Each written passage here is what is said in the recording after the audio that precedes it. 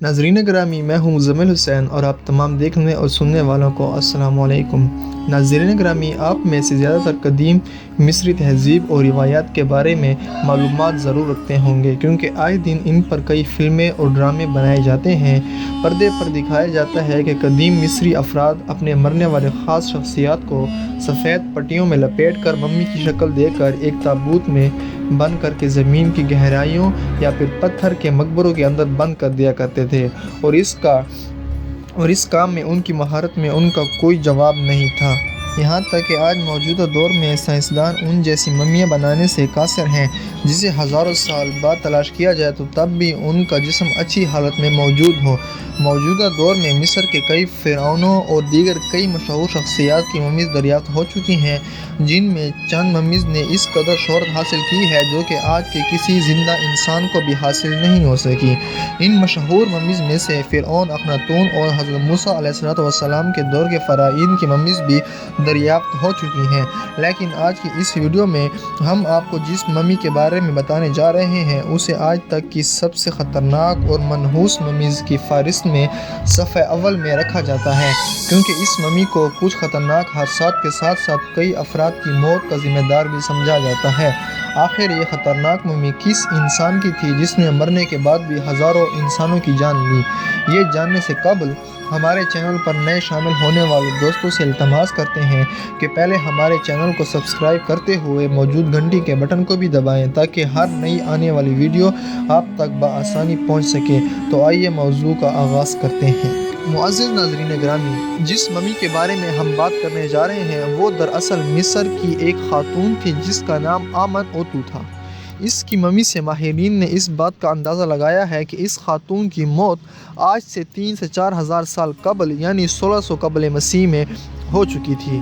ये खातून उस दौर के मिस्र के निहायत ताकतवर और मशहूर पंडित आमन रा के मंदिर में बतौर लौंडी काम किया करती थी। ये एक निहायत खूबसूरत खातून थी जिसकी खूबसूरती के साथ साथ इसकी ज़िहानत का लोहा भी पूरा मिस्र मानता था।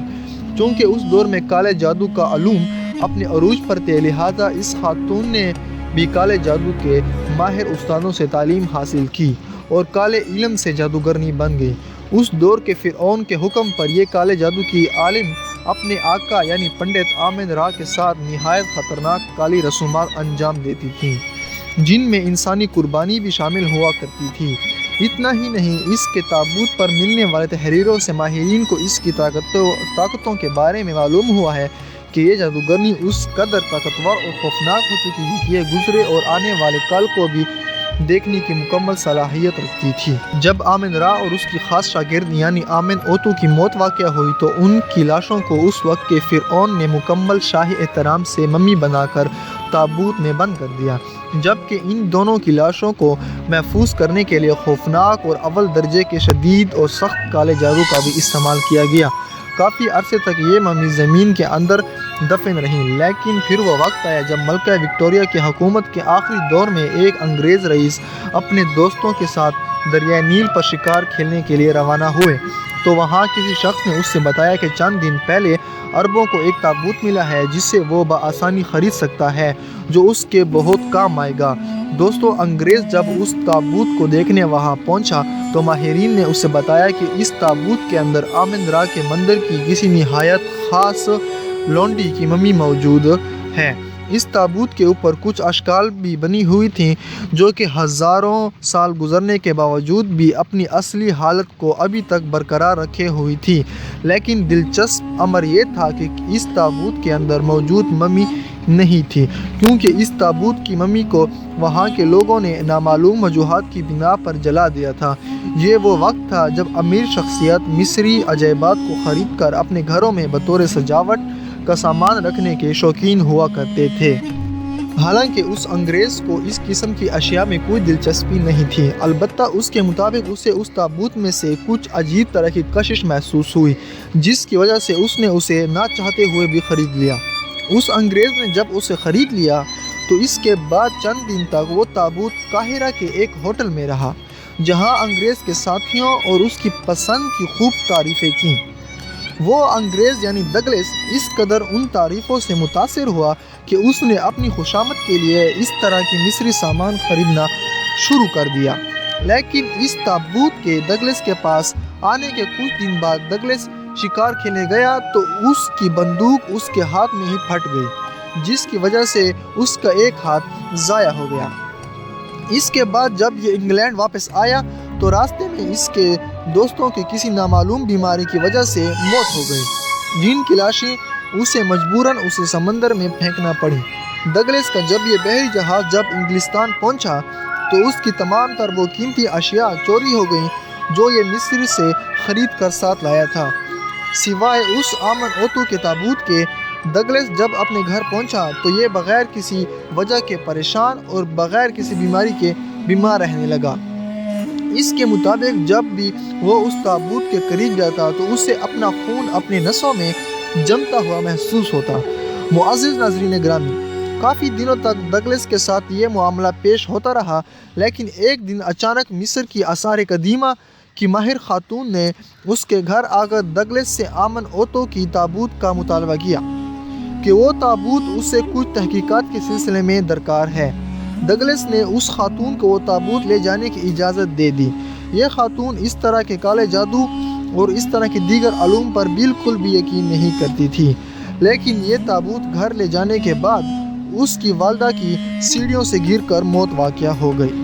اس کے علاوہ اس خاتون نے اپنے گھر میں جو بھی پالتو جانور پالے ہوئے تھے وہ سبھی ایک ایک کر کے مرنا شروع ہو گئے، یہاں تک کہ وہ خاتون بذات خود کسی نامعلوم بیماری کی زد میں آ گئی جس نے اس خاتون کو موت کے دہانے پر آ کر کھڑا کیا۔ اس کا وکیل جب اس کے پاس اس کا وصیت نامہ لکھوانے آیا تو اس خاتون کے کہنے پر وہ تابوت ڈگلس کے گھر واپس پہنچا دیا گیا۔ دوسری جانب ڈگلس کو بھی تابوت کی کالی طاقتوں کے بارے میں اندازہ ہونے لگا تھا۔ ڈگلس کی حالت بیماری کی وجہ سے کافی خراب ہو چکی تھی، لہٰذا اس نے اپنے کسی دوست سے کہا کہ وہ اسے برٹش میوزیم میں رکھوا دے، لیکن اس کا دوست جو بذات خود مصری اشیاء کا کافی شوقین تھا، اس تابوت کو برٹش کے عجائب گھر کے پہنچانے کے بجائے اپنے گھر لے گیا، لیکن اسے اپنی اس بیماری کی قیمت اپنی جان دے کر چکانا پڑی۔ اس شخص کی موت کے بعد آخر یہ تابوت برٹش عجائب گھر پہنچا دیا گیا۔